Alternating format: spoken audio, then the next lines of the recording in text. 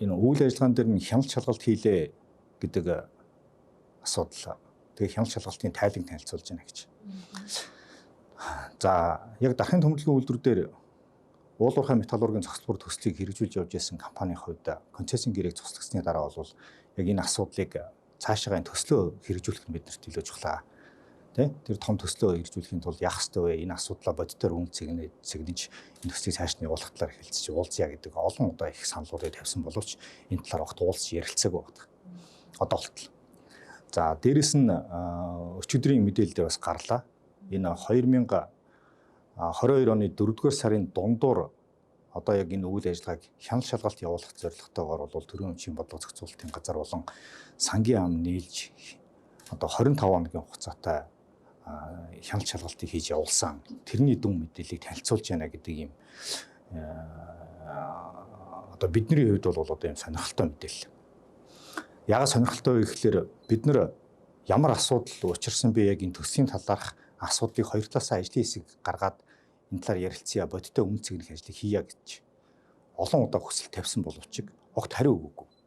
Өөрөлдвөл дандаа биднийг одоо хашааны гадна байлгаж байгаад энэ бүх асуудлуудыг ярьж байгаа. Энэ дотоод одоо юу гэдэг нь те засгийн байгууллагууд дотооддоо хяналт шалгалтын байгууллага, хууль хяналтын байгууллагуудаар шалгагдаж байгаа асуудлууд ч байгаа. Хянаж шалгах нь зөв. Бид нар бол тийм байр суурьтай байгаа. Яг үл энэ бол бодиттой юмд гаргаж ирэх хэрэгтэй. Гэхдээ уулзаж ярилцаж асуудалд хандах хэрэгтэй. Бидний бас байр суурийг сонсох хэрэгтэй. Зөвхөн нэг талын байр суурийг хараад асуудалд хандаад иж болохгүй гэдэг байр суурь. Тэгтэл энэ өчигдөр ингэж танилцуулж байгаа үйл явдал нь ямар яагаад ингэж гів гинт гарч ирж юу болж шваа гэж. Одоо бас л нэг хардлага. Тэр нь юу вэ гэхээр минийхаар бол энэ 14 оны дундуур байгуулагдсан ажлын хэсэг 25 хоногийн хугацаатай хяналт шалгалт явуулсан бол одоо 5 сарын дундуурхт одоо юу гэдэг нь баг дүн гарцсан байх ёстой юмыг ягаад одоо 4-5 сарын дараа гигнт гаргаж ирв. Тэгээд биднээс ямар нэгэн хяналт шалгалт явуулсан бол тэр хяналт шалгалтанд хамрагдж байгаа байгууллагаас ягаад дуу хоолойг сонсохгүй тайлбар юмнуудыг авахгүй яваад байна вэ? Тэгээд тэгж авахгүйгээр гигнт өнөөдөр гаргаж ирж тавьж байгаа асуудал нь бол энэ бол маш буруу. Асуудал бодиттой хандахгүйгээр зөвхөн нэг талын асуудлыг барьж явж байгаа асуудал гэж харж байгаа. За бас ягаад гэгүүн цаг хугацааны юмд гараад ирвэ гэж үзэхлээр бол зүгээр одоо миний хардлага бол яг энэ одоо нүүрсний хулгай гэдэг их том асуудал одоо яригдсан. За бас яг өчигдрийн танилцуулга дээр ч гэсэн бас яг энэ асуудлыг хөндөж одоо юу гэдгийг сэтгүүлчдийн асуултанд бол хариулсан. Яг адилхан шалгагдаад явж байгаа асуудал. Тэгсэн мөртлөө яг тэр нүүрсний асуудлыг болохоор энэ хууль хяналтын байгууллага эцэслэн одоо шалгаж дуусаагүй байгаа учраас энэтэй холбоотой ямар нэгэн мэдээллийг өгөхгүй гэдэг байр суурийг илэрхийлсэн. QS-д анхны асуудал ч гэсэн бол хяналт шалгалтын үйл ажиллагаа явагдаж байгаа хууль хяналтын байгууллагаар хянагдаж дуусаагүй байгаа асуудал. Яг адилхан ингээд дуусаагүй байгаа асуудлыг нэг нь болохоор ингээд хууль хяналтын байгууллагын эцсийн шийдвэр гараагүй байхад гэмтэн мэтэр тайлбар хийсэн.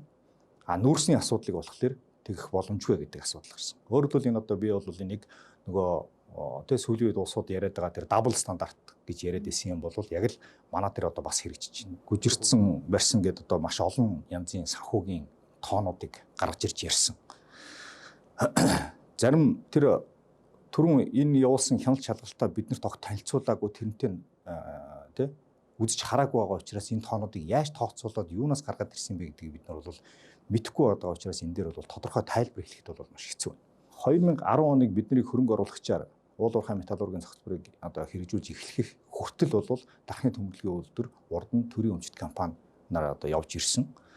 Тэр хүртлээр бол дандаа санхүүгийн бэрхшээлтэй өөрсдийнхээ одоо юу гэдэг дараа дараагийнхаа төслүүдийг одоо санхүүжүүлж явах хөрөнгө мөнгөний гачигдaltaй тэгээд санхүүгийнхаа хүндрэлийг шийдвэрлүүлэх зорилгоор дандаа засгаас одоо ямар нэгэн тусламж дэмжлэг нэгсэн иймэрхүү үйл явдлууд бол зөндөө байнга гарч ирж явж ирдэг байсан. За 2010 оноос эхлээд ажиллаж эхлэхээс өмнөх одоо яг тасбар болсон хугацаа буюу 2009 оны эцсийн байдлаар тархины төмөрлөгийн үйлдвэр өөрөө ямар одоо санхүүгийн одоо нөхцөл байдалтай байсан бэ гэдгийг тодруулж хэлэхэд нийт баланс нь ердөө 40 тэрбум төгрөг, үндсэн хөрөнгө нь 14 тэрбум төгрөг, өөрөө 14.5 тэрбум төгрөгийн өртөө өглөхтэй ийм компани дээр QS компани хөрөнгө оруулалт буюу энэ дээр бол одоо санхүүжилт юмнуудыг хийж үйл ажиллагааг нь явуулж эхэлсэн. Үндсэн хөрөнгө нь 14 тэрбум төгрөгтэй компани дээр QSC компани нийт 90 гаруй тэрбум төгрөг тухайн үеийн одоо ханшаар бол нийт 60 гаруй сая ам долларын хөрөнгө оруулалтыг тухайн хугацаанд хийсэн байдаг.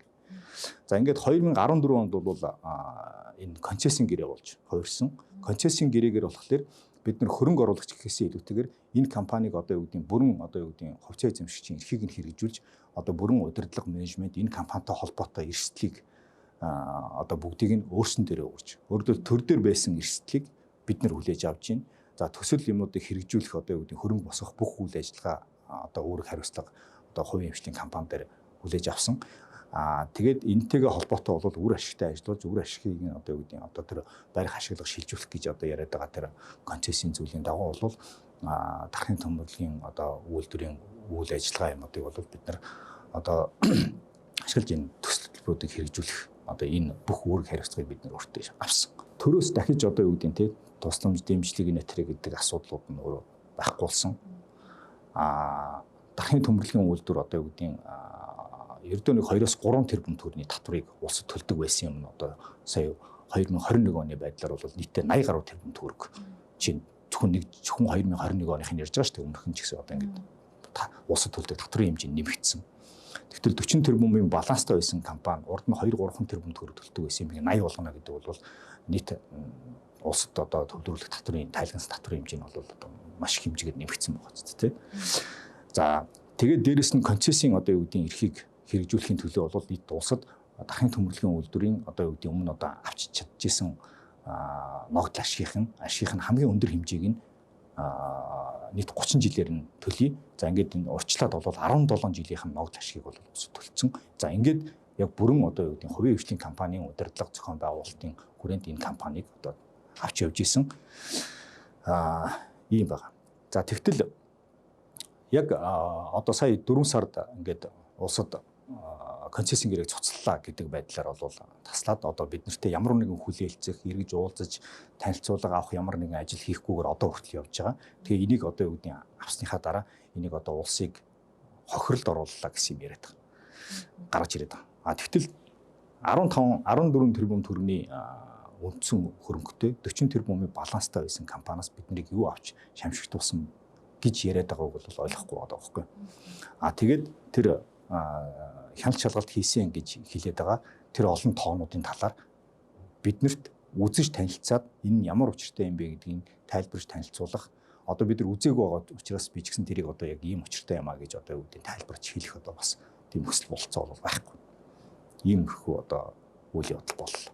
Тэгэхээр бол зүгээр би бол зүгээр ингэж гівгэнт энэ асуудлыг одоо ингэж гаргаж иж тавьж байгаа нь бол өөр эргээгээл одоо тэр магадгүй тэр нүүрстэй холбоотой асуудал нь олон нийтэд анхаарлын төвд ороод ирэхлээр энийг сарниулахын тулд манай энэ асуудлыг гівгэнт эцэслэн шийдэгдээгүй хууль хяналтын байгууллагаар шийдэгдээгүй байхад гаргаж ирж тавьж байгаа нь бол энэ тэр асуудлыг өөр тийш нь одоо хазаалах гэсэн ийм л арга хэмжээ авч удаа л гэж би ойлгож байгаа.